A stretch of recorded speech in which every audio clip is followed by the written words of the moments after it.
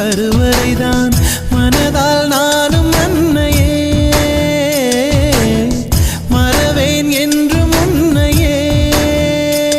நான் பாலைவனத்தில் விதை போல் நீ பருவம் தந்த மழை போல் என் காதல் செடியில் பூவும் பூத்ததே. உன் விழி திறந்திருந்தால் விடியலி தேவையில்லை.